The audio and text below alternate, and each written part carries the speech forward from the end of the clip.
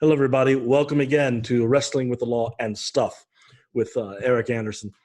Here I am, this time in the office, but you can see behind me, we've got a little tribute to a Chicago luchador. I don't know who that is. I haven't seen him before, but he's wearing a Rey Mysterio mask, so it's probably a tribute to Rey Mysterio. And I mention that because we are going to talk to actually one of the biggest American fans of Lucha Libre that has ever existed.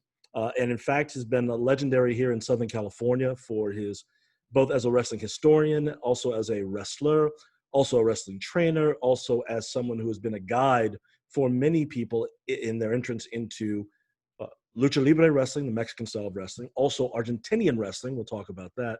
And he was way ahead of the curve on the women's wrestling in Japan some 25, 30 years ago. Dear friend of mine, and actually someone who I attribute to showing the great ability to turn me into a baby face when I had the chance to work with him. And so, ladies and gentlemen, let me go ahead and bring in Mr. Vandal Drummond, also Lucky Pierre, also RUR 2000, as I recall, the one and only Vandal Drummond. Greetings. Thank you. Thank you for having me on the podcast, Eric. Hi there, Gemini Kid, Ebony Blade. That's right. And I think, and the one incredibly strange gimmick I remember you doing, one of the smut peddlers. That's right. That's right. One have that's right. We'll talk about that one. so Kurt, great to see you. How are you today? Because I know you've been retired for a few years, not so much from wrestling, but retired from your regular your day job. How you been handling the pandemic? Oh, I love being a domestic bitch, I tell you. I am so content just plugging in my iPod, listening to eclectic tunes and cleaning house all day, and just being a domestic house cat, to be honest with you. And I'm really digging it. That's good. So let's get right into it. Kurt, one of the reasons why I wanted to bring you in is because you are someone who truly understands and appreciates storytelling. In fact, one of the things that you've done is you've taken with your wrestling gimmicks and your wrestling booking the idea of drawing in from a variety of pop cultural references. So first of all, let's start with, what is it that drew you into wrestling to begin with? I remember the night I discovered pro wrestling, and I think, when you talk about the storytelling, I think one of the great gifts I had was I discovered wrestling being in a family that was not at all a sports family. My family members were more into classical music, folk dancing. My dad was a nuclear physicist, for God's sake, who played classical piano. And so, I didn't know football from baseball practically. And one summer evening in 1972, a friend of mine, I remember, his name was John Bodkins. We're just clicking channels looking for something fun to watch on a Saturday night. And I see this fellow, who I later learned was Fritz von Goring, just pummeling Salvador Lothario, raking his eyes, kicking him in this squared circle. And this was TV studio wrestling, which LA did better than anybody, I believe, because, most studio wrestling, you see just a flat row of chairs. They actually had some studio or stadium seating, so it gave the illusion of a, more spectacular crowd that's looking down on the action. And I just looked at my friend and said, look at this, grown men just beating the crap out of each other. And what is this? And my friend said, what is that? That's wrestling. And I just stared at it saying, no, wait a minute, wrestling? But I was addicted. And, what was so great about knowing absolutely nothing about it is I did not know the concept of working a babyface turn. And LA was full of a lot of kitschy. They were similar to Memphis, how Memphis was in later years. you know, how it was very, you know, how some of the, oh, wow, I lost you.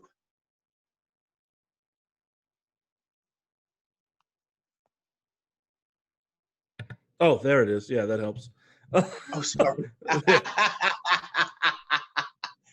Yeah. That mute mic, it works. So let's go through this, Kurt. Some people may not understand what you mean. You're referring to back in the days of the different territories, that each one seemed to have its own particular style. Is that right? That's right. You put it very well, because, you know, as I got older, when I would talk about LA or Argentina wrestling, which, you know, you said would talk about, a lot of them just would like turn their nose up at me if they were from like the Northwest, Mid-Atlantic, Florida. Like, we had the real wrestlers. Thank you very much. Yeah. How would stuff I grew up on with storytelling. How would you describe the difference in storytelling between let's say, for example, the Pacific Northwest versus, say, LA? Pacific Northwest was very, I wouldn't use the word grassroots, but I would say very earthy and very raw, and at times very violent. There wasn't an overabundance of gimmickry. And LA seemed to kind of thrive on it. We had very kitschy stuff. I mean, we had Freddie Blassie filing his teeth. We had him appearing on the Dick Van Dyke Show, and I think he gave Dick Van Dyke an airplane spin or something. Yes, that's right. It was very Hollywood. And something that, when I look back on it, I especially drove this home to myself when journalist Steve Johnson got a hold of audio from a Channel 13 show from 1972, which just happened to be like a month after I started watching. Mm-hmm. And as I listened to it, I realized that the greatest gift LA wrestling ever had was they had a holy trinity of broadcasters. Dick Lane as commentator, who was had this firecracker of a voice and this enthusiasm that made you want to watch wrestling no matter what wrestling consisted of. Well, Nelly, he's got him in the corner now. That's right. Oh, he'd be a fool to, you know, unclench his fist. Do not play the gentleman with this rascallion. You know? That's right. Who also did the local roller games here. That's right. Dick Lane did roller games. He did the local roller games with Bill Hoppy Hopped at his side on Channel 5. I remember that very well. And the ring announcer, even in the TV studio, was Jimmy Lennon, just who had that Irish tenor voice that was just, it was golden to hear him, you know, describe a sanitation process. He just, everything he said was gold. And then you had Judo Gene LaBelle, who would do the ringside and locker room interviews, which he was great at. Things started to go downhill when LaBelle did not want to pay Dick Lane a little bit more money, and Dick Lane retired. And then Gene LaBelle was the play-by-play, and he just sounded like he did not want to be there. And I think that's when LA wrestling went downhill. So I started watching it at a time where you had these three people who were just the perfect broadcast team. And there were times when sometimes the interviews were very awkward. Sometimes they were very good too. When you had somebody like Ernie Ladd or John Tolis, the big but cat. Then you'd have guys. Was that the big cat and a lad? The big cat, man. I don't want to wrestle a bunch of all you freeloaders, man. I am the king. Right. And you know, where territories like Northwest, Mid-Atlantic, Florida, you know, they wanted some badass, gnarly workers, which they had, and they did very well. LA was so much about the storytelling.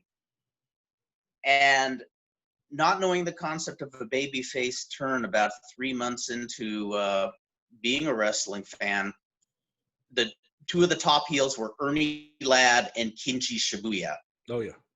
And Kinji Shibuya had that look that was used frequently in wrestling, the stereotypical Japanese with tights down to just below his knees. He always wrestled barefoot, always had a scowl on his face, and teamed with his cousin Masa Saito, storybook cousin, that is. Yeah. And one night they did this angle where Ernie Ladd was in the corner of all the heels, whether they were going over or they were jobbers, and he was sitting there coaching them along. And then when it comes to Kinji Shibuya's match,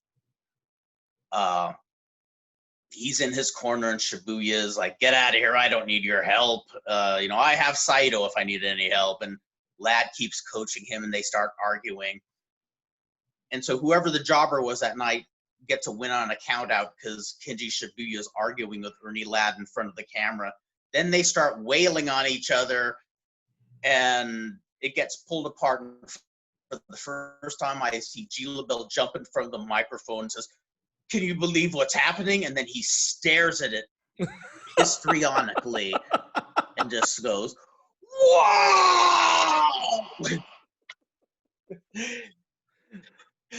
Things were great exaggerations in LA, and I am so glad I got to live it. I'm so glad I saw it before it kind of went on the decline, because LA was Hollywood on LSD is what it was. It was a beautiful territory to behold. And it had a rhyme and a reason too. Like, obviously, I wanted to believe. And anybody who watches wrestling for more than a few months back in those days, you could see the pattern of a match. WWF mainly has squash matches on TV. Some poor sod in the corner just gets his lunch fed to him. A lot of our jobbers would get a fiery comeback. So when I'd see that, and I'd see the jobber getting tortured, then he makes a bit of a comeback, I started to learn pretty soon, well, don't get too excited because he's going down. So I kind of learned there, even though I learned that there's a pattern to these matches, I was a kid. I was 10. I wanted to believe. And so I just let myself think, this is real. And that was the greatest gift I could get, because not only did I believe, but I liked the good guys instead of one of these fans saying, "I want to be a little bitch and like the bad guys." I learned what would make me angry when the heel were effective. And that was the best lesson I ever got, because when I started wrestling in the early 80s, but when I wrestled, around the time I met you, around 90, 91, that's when everybody was more into kind of imitating what their wrestlers, what the wrestlers' mannerisms are. Like, everybody wanted to kind of imitate Hogan or Savage, imitate their moves. Nobody seemed to think about, like, oh, when I was a kid, I got so mad, when Ernie Ladd, jabbed Raul Mata in the throat with his thumb. Yeah. Oh, that's right. And the big bleeding with Mata did from the mouth on that occasion. Yeah. Oh man, that scared the hell out of me when I was a kid. Mata spit blood everywhere. It was all over his stomach. He was, having death spasms. His eyes rolled into his head. So, Kurt, was it the violence that appealed to you, the athleticism that appealed to you, or was it the characters and the stories that appealed to you? The characters and the stories, definitely. Good versus evil is what I dug, and certain characters, I always this is kind of the story of my life. I always kind of dug the guys who were in the middle or underneath, like Jack Armstrong. Oh yeah, Wild Man Jack Armstrong. He was a gnarly worker. Yeah. Yeah, there were a lot of good ones. LA, we talked about this. LA had some of the strangest gimmicks we've seen. Of course, that was before Lawler got the book in Memphis. And then we would see strange things. For example, we had a Frankenstein's monster in LA. Oh, Lord, I remember that. You remember the monster? That's right. I remember the monster, 1981. Hot Stuff Tony Hernandez from Arizona. I'll never forget seeing it for the first night. It was in San Bernardino when they debuted it. And Sal Balomo, who has actually got somewhat of a push here in Los Angeles, was in the corner waiting for his opponent. Jeff Walton comes out, and says, "Wrestling fans, I have to say something. I just saw something in the dressing room. I don't know if this is human, if this is animal. I don't know what this thing is, but I want all the fans to sit down right now. Do not crowd the aisles. We don't want to have to call like the fire department, or anything like that."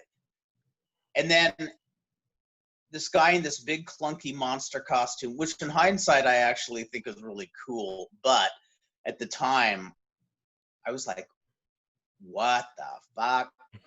And he's being led in chains by the great Goliath. Oh, that's right. That's right. And I didn't realize it at the time, but the reason they had the Goliath there was because Hernandez was a pretty green wrestler, and so Goliath was in his corner to kind of talk him through the gimmick, talk him through the match. Yeah, so it's important for people to understand wrestling, particularly for you lawyers out there as well, just as we've talked about, you need a legal mentor.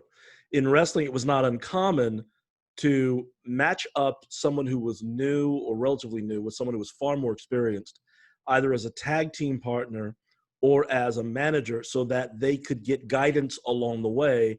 And at the same time, they would kind of get a little what we call the rub, because they were in there with someone who was an established star. Very well put. Very well put. And as soon as fans caught sight of the monster, the whole place just broke out laughing. Oh. They were screaming. They thought it was Enforcer Luciano under the hood saying, "Take off that mask, Enforcer." And they were just laughing. And, for the most part, it was a train wreck, but it was a memorable train wreck. And it lasted for about half a year, I would say. So is it fair to say that you've seen, and again, I think for lawyers to think here, we often get told about thinking outside the box, but there is such a thing as being too far outside the box. Yes, and I think, you and I have talked in Argentina wrestling, which we'll get to, but, to cut to the chase, was an Argentine promotion that was hugely popular in that country, where it was like the boys in LA who would see it on TV on the feed here would call it LSD wrestling, because it was a wrestling promotion where the characters were like clowns, mummies, spacemen. It was psychedelic to the max. Yeah. Whereas a Sam Munchnick in St. Louis would look at some of the LA stuff and probably have a heart attack. Exactly. Yes, exactly. Yeah. Anyways, the monster would have been perfect in Argentina, and I think they even did a Frankenstein gimmick in the 60s. But the difference is, this was Los Angeles, where they were promoting wrestling, and we're under the delusion that all the fans thought it was totally real, where again a lot of them were. Yeah, no one was admitting entertainment. Not at all. Never. And I remember talking to journeyman Dennis Stamp years later, and he talked about his days in LA, and he said that he had tried to tell Leo Garibaldi and Tele and everybody, like, deep inside the fans know what's going on, and they were all like, "Are you kidding? No, they have no clue. We're real. They think we're real 100%. Yeah, well, we always prefer the term legit versus legit. Yes. Yeah. Legit. Well, that was the interesting thing, is that would you say now that by admitting the entertainment, like you have with WWE, et cetera, all of them, that too much of an admission of the entertainment has also made it very difficult to get over the more ridiculous gimmicks? It really is. It's, I never thought I would see pro wrestling reinventing the wheel the way it did. And I know a lot of people in my generation have a lot of problem of the kayfabe being dropped, and a lot of times having something be such an outrageous storyline that it's just ridiculous, and they tend to turn their noses up at it. But I have a problem with my generation with that, because when they were younger, I doubt they listened to the veterans of their day who were saying, we don't like the way wrestling, what wrestling has become. But that's been the story of pro wrestling since the beginning. Strangler Lewis was talking to the press in the 1930s saying how disgusted he was with what pro wrestling has become. It's just violence now. It's not wrestling.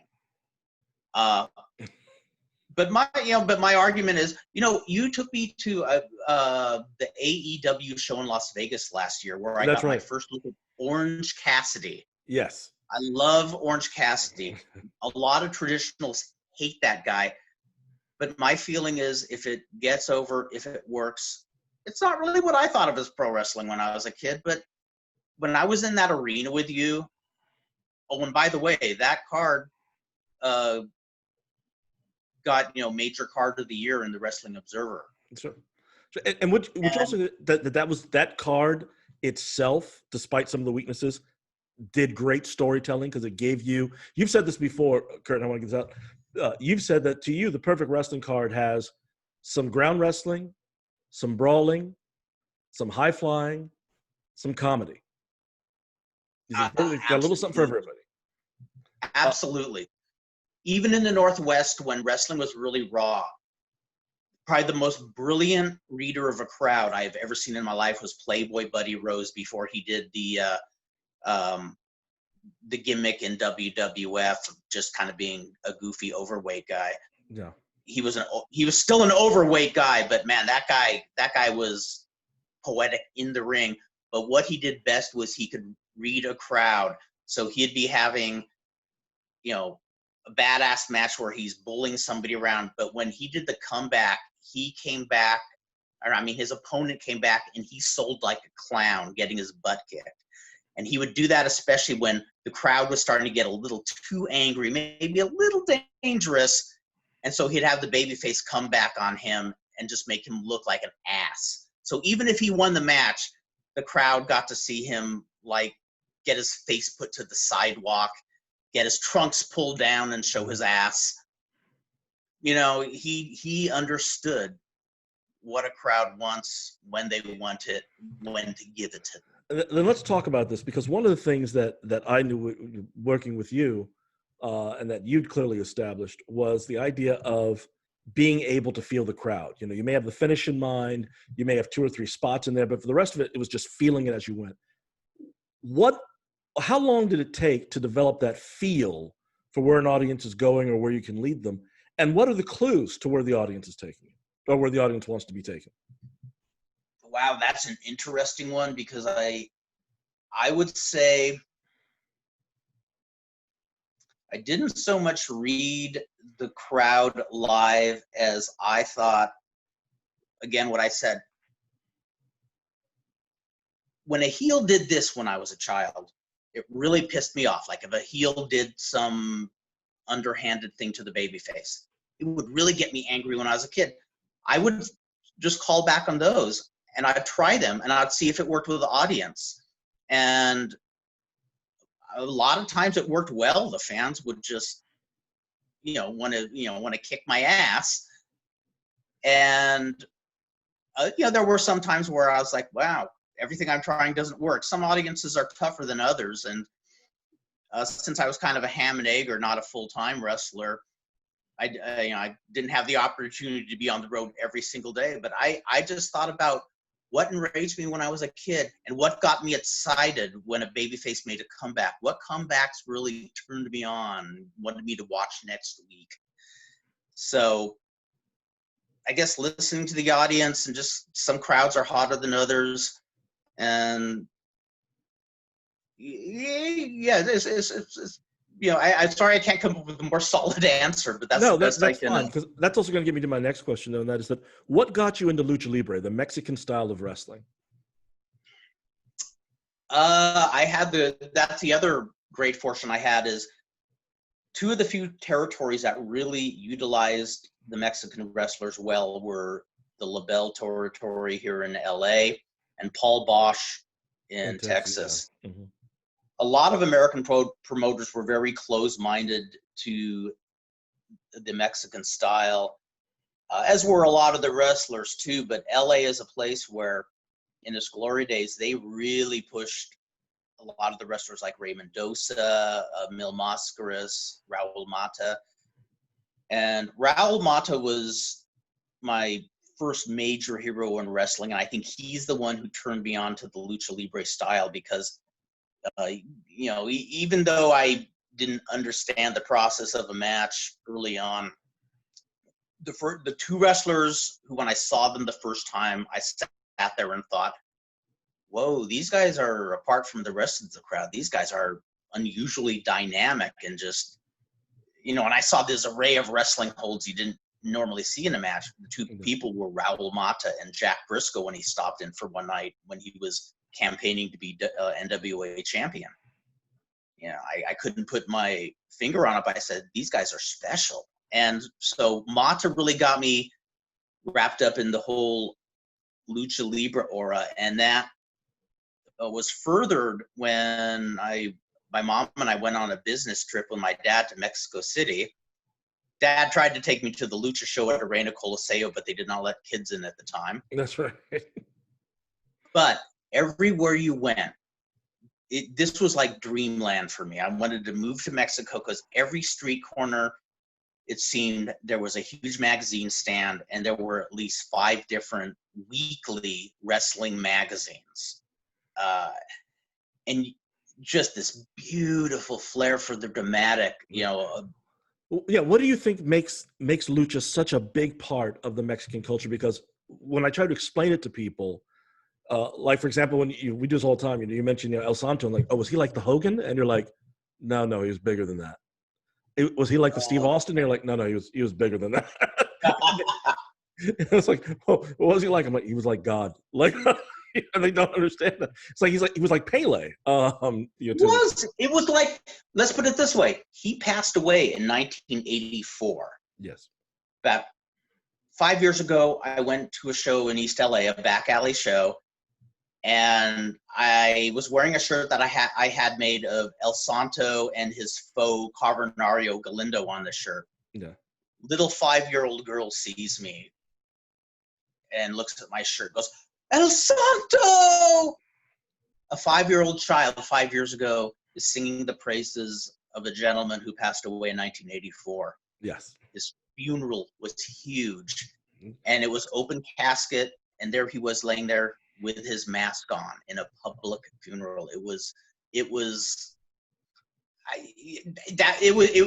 like reality meets superheroes. Yeah, folks, when we talk about living the gimmick, and those of you who've heard the last 30 episode, if it's aired by now, will know, the concept of living the gimmick, El Santo en la Máscara Plata, the biggest star in the entire history of Mexico, and probably culturally the most important wrestler in the world, a bigger part of his culture than anybody else anywhere. And the thing with El Santo was he would never let anyone see him without the mask. When he traveled, when he went through customs, he would request to go behind a screen so that no one could see him with the mask off, ever. He had a special mask designed for when he was going to eat at a restaurant so that he could eat because it was a closed mask. But upon he only showed his face to the public. It was about 2 weeks before he passed away, I think. It was on a talk show with a lot of the other wrestlers were on it, classics of their time, like Wolf Ruvinski's. Yep. And a lot of people say that he knew his end was near and decided to just lift the curtain. He didn't totally take his mask off the whole way. He just kind of lifted it so they could see his face, and he just gave a little, like, look to the camera, like, "Hi, I'm here." And then 2 weeks later, passed away. Yes. He was the wrestler who pretty much began the tradition of of being buried in the mask. And out of respect for him, almost all the luchadors who wore masks went to the funeral in their mask. That's true. That tripped me out when I got the magazines. When I heard about his passing, I saw this photo, and I hope I still have the magazine somewhere. You see Hijo de Santo, his son. Yes. Full suit, his mask. You see him crying, and he's being consoled by other wrestlers who are also wearing masks. Yes. I mean, did you see that at Superman's funeral? I didn't. It's interesting in that regard, because it gets into that whole point of when you're dedicated to a craft, you become dedicated to the uniform, you become dedicated to the rituals. For example, recently I got to go to court and they'd relaxed the dress code for being in a courtroom. Well, I'm not going to do that. I'm not going to show up in a courtroom in polos and khakis. To me, that's disrespectful to the profession. As I told the judge, when the judge said that they'd relaxed your dress code, I said, "You're still in your robe, aren't you?" The judge was like, "Yeah, good." Eric, not even for Casual Friday.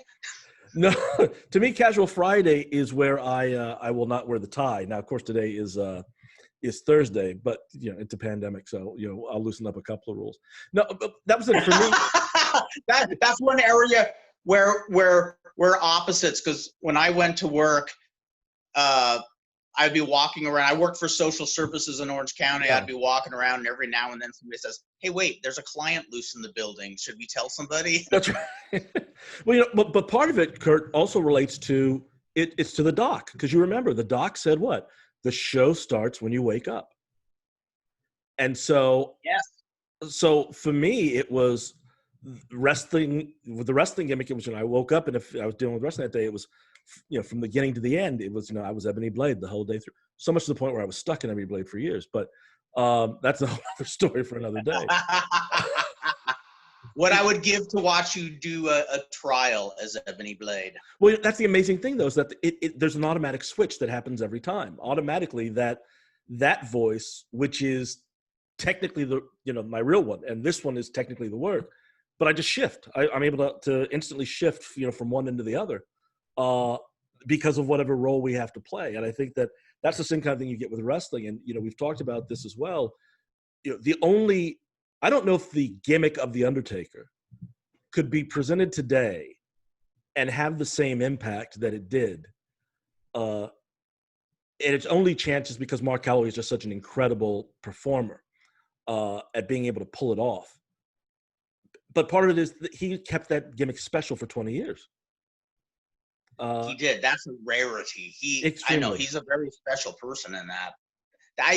And that's almost like an exception. There's a lot of guys who are real pros, but he was like if Argentina wrestling had the Mummy, and the Mummy kept his character everywhere he went. Yeah, let's talk about the Argentina wrestling, because they've heard us talk about it a couple of times.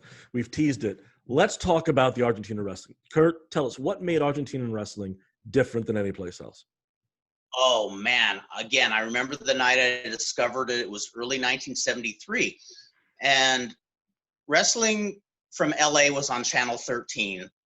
And Lucha Libre was on Channel 22, the Spanish station here in Los Angeles. And one night I just decided, hey, I wonder, I'll see what this wrestling from wherever it is, Mexico or wherever it is. And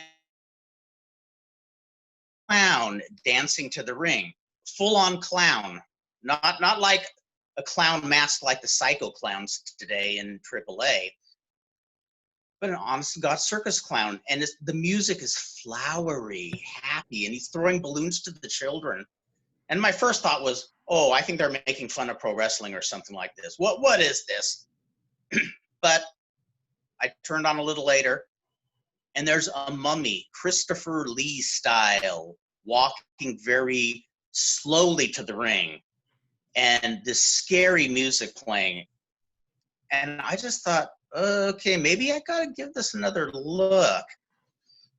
And what I saw was WWF before WWF. It's the first promotion that had theme songs for the individual wrestlers coming to the ring, and they were great songs too. And it was a very simple formula where about 3/4 of the wrestlers were these trippy characters like Vikings, clowns, spacemen, and then like a Jerry Lewis and Dean Martin comedy, the other quarter of the wrestlers were the straight men, like actual wrestlers like Benito Durante or Ruben Pacelli.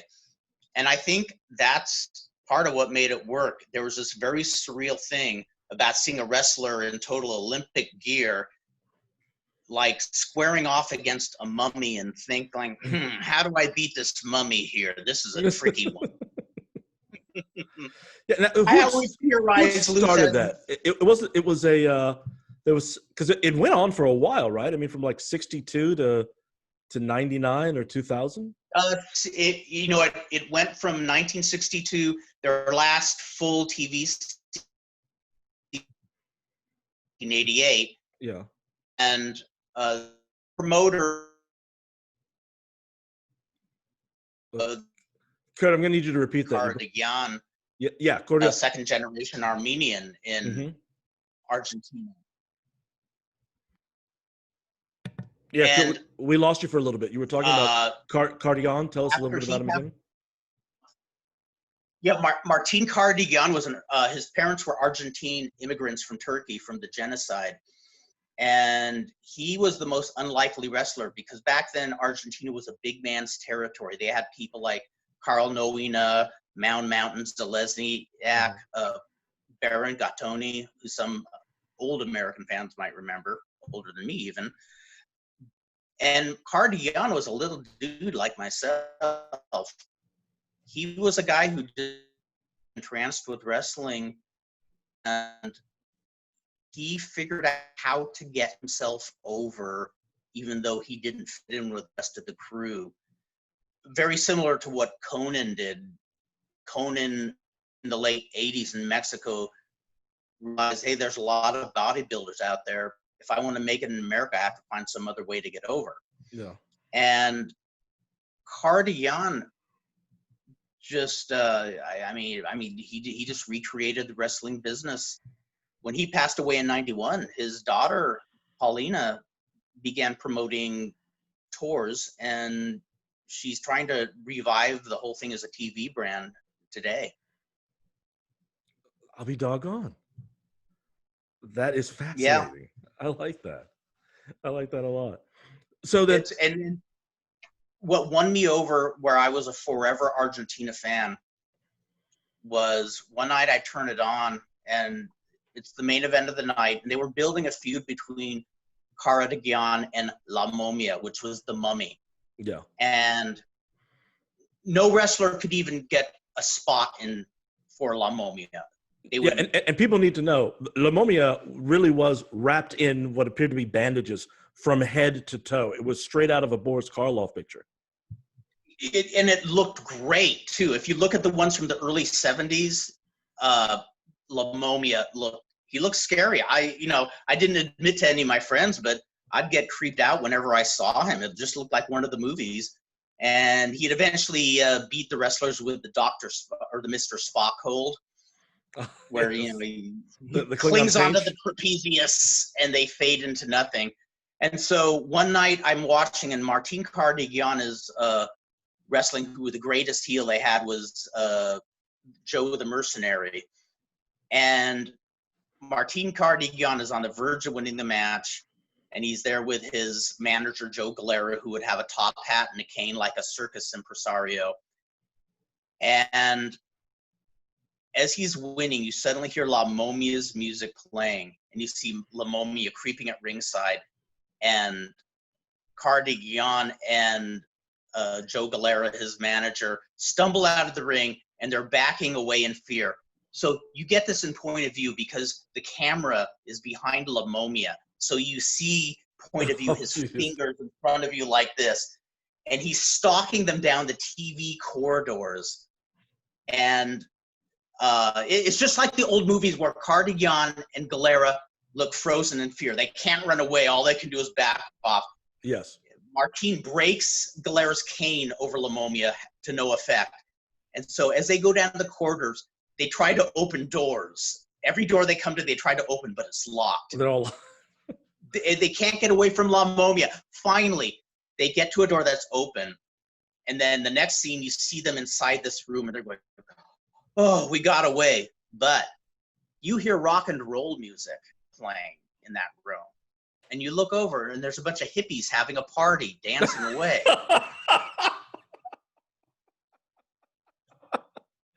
They're having a party thrown by El Hippie Jimmy and Hippie Hair, the two wrestling hippies. So all these hippies at the party say, there's that no-good scoundrel Kardigyan who tried to cut our friend's hair on TV the other week. And so they all start attacking him, and Martin just. Oh, Kurt, you froze. You gotta repeat then out what of nowhere happened. comes Hippie Jimmy and Hippie Hair and starts trouncing them. Yeah, Kurt, you froze. So what I need you to do is to pick up where the hippies are, because I can fix it in post. So the hippies point to Cartagena, and what do they say? Oh yeah, they parked a car. Dion and his manager like, "There's that no good Martin." You don't hear any of their. There was no promos or anything. It's all pantomime. They look. There's that no good, and they just start wailing on him. But Cardigan and Joe Galera fights them all off, no problem, because they're wrestlers. And then out comes Hippie Jimmy and Hippie Hair, the wrestling hippies, and they start trouncing the two of them and ripping Joe Galera's clothes off. And the credits start rolling while you hear the theme song to Spartacus in the background. And I did not know what a hallucination was at the time, but that was my first true hallucination. And I never looked back. Right, I thought anybody who knocks this is lame. Okay, so the wrestling clown, Argentina did long before the WWE, long before Doink. Long. And the wrestling mummy, they did before LA and before Frankenstein yes. in LA and Memphis. Okay. The mini movie, the camera following people through the mini movie, Argentina did it first. Okay. All right. So then what we're finding is that the idea, not saying that the WWE ripped anybody off, but the idea of using wrestling as a form of entertainment as well as simulated sport clearly had been made years ago in Argentina. Very much so. And this was from a guy who originally was a very serious wrestler. Well, when I say serious, I think he probably amped up a lot of heel tactics that Argentina had not seen. He'd do the thing where he'd be a snarky heel, and the moment somebody started making a comeback, he would be down on his hands and knees, in penitence, begging. No, please don't hurt me. But there was another side to that. Being an Armenian whose parents fled the genocide in Turkey, in Argentina, for some reason, they would still call Armenian immigrants Turks, which is odd. Yeah, odd. Well, Martin, as soon as he had enough foothold to say, "Hey, I got say over what I do here," he demanded that under the name Martin Cardigan, whether it's heel or face, that they built him as Martin Cardigan the Armenian. And I actually learned this in an American Armenian journal, where they said he was one of the first people to get Argentina to stop using the term Turk to describe an Armenian. That's outstanding. I know, it's not wild. It is. It goes back to show that if one can get into a certain kind of position, you get to tell. We talked about this earlier. You get to tell your story instead of somebody else defining what your story is. And I think that's phenomenal. Well, Kurt, we're just about at the end of the hour. I wanted to talk about the Japanese women wrestling, so we're going to have to come back and do that another time. I want to thank you very much for joining us. This has been a blast, and I'm hoping that we'll get to see each other in person soon too. Absolutely, on both counts. I want to tell you, we've known each other since around 1991, and although we're not in touch nearly enough, even though we are on the internet, which is pretty cool too, I want to say I truly treasure your friendship, even though I'm totally inarticulate today. But I treasure your friendship, and I love you, and I want to say I love the wrestling times we had together. I love the times we've had as friends, and I look forward to many more. I couldn't agree more.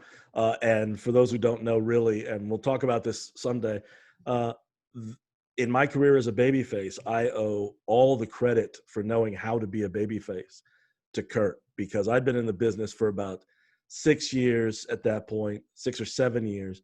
And then once I started being around Kurt, my learning curve changed dramatically. And he taught me really what it means to bring in a crowd. And he did it by working a program with me that he designed, he created, planned out. back when they planned programs. And, you know, and throughout these matches, there would be times where I would start to come back too early and say, no, not yet. And then when it was time for my comeback, he sold like he'd been shot. It was fantastic. So both on a professional wrestling level and on a friendship level, he's just been great. So this has been fantastic. Thank you, Kurt. Everybody. Thank you. Yeah, thanks again. Everybody, we want to thank you for joining us here on Wrestling with the Law and Stuff. We look forward to you joining us for the next one. And remember, no matter what it is you're wrestling with, let's wrestle with it together. All right? Thank you, everybody.